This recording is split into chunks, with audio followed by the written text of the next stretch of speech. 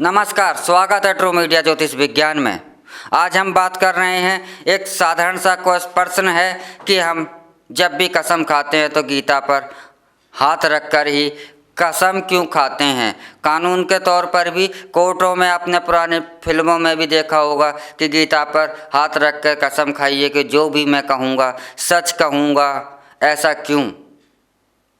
यह जानने के लिए हमें इतिहास की ओर चलना होगा। इतिहास में जब मुगलों का इस भारतवर्ष पर शासन हो गया था और मुगलों की जो मुख्य नीति थी वह थी लूट की, फरेब की। वह अपनी लूट और फरेब की नीति को प्रचलन में बहुत ज़्यादा लेकर आते थे और वह इसी नीति पर भारत के अंदर शासन करते थे। तो उन्होंने ही एक नियम बनाया कि हिंदुस्तान के जो यह लोग हैं वह इस बात को जानते थे कि हिंदुस्तानियों के अंदर एक गंगा जली शपथ, जिसे हम कहते हैं गंगा जल को उठा करके शपथ लेने के विधान के बारे में उन्हें पूर्णतः ज्ञान था। तो उन्होंने यह नियम 16वीं शताब्दी के आसपास ही लागू करवा दिया था कि जो भी हिंदू होगा, जो सनातन धर्म का व्यक्ति होगा, वह अपने जो भी वक्तव्य देगा वह गीता पर हाथ रखकर सौगंध लेने के बाद ही वह सत्य माना जाएगा, उससे पहले सत्य नहीं माना जाएगा। तो यह नियम एक बन गया कि आप किसी भी हिंदू को अगर अपनी बात कहनी है या अपनी कोई भी जानकारी देनी है कानूनन तौर पर, सरकारी राजस्व तौर पर, तो उसे गीता पर हाथ रख कर के कसम खानी होगी।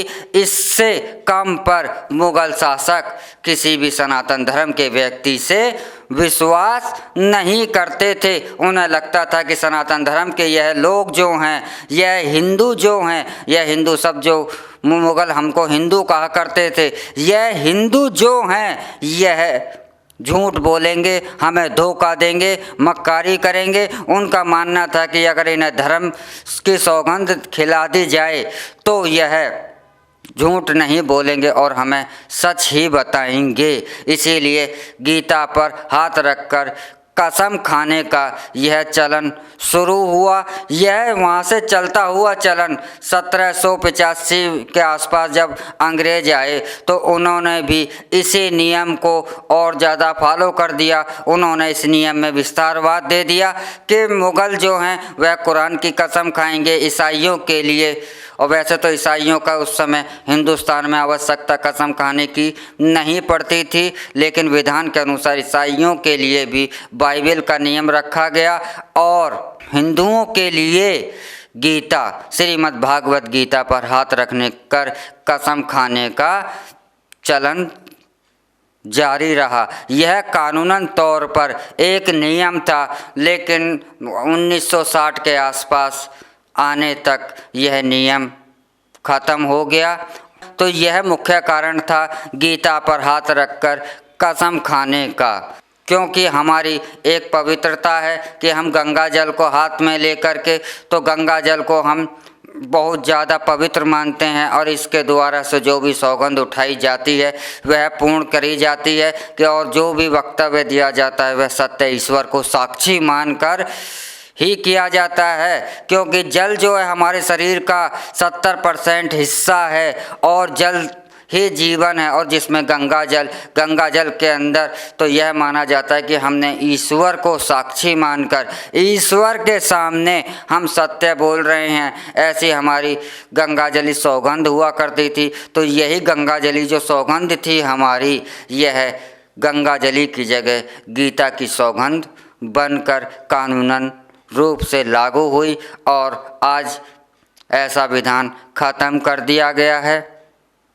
अब ऐसा आवश्यक नहीं रहा कि आप कानूनन तौर पर गीता की कसम खाएंगे कोर्ट के अंदर।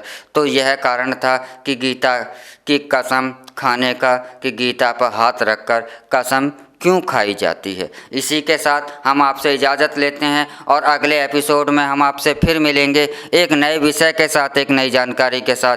तब तक आप हमारा ट्रू मीडिया ज्योतिष विज्ञान को लाइक शेयर कमेंट करना ना भूलें। ओम नमः शिवाय।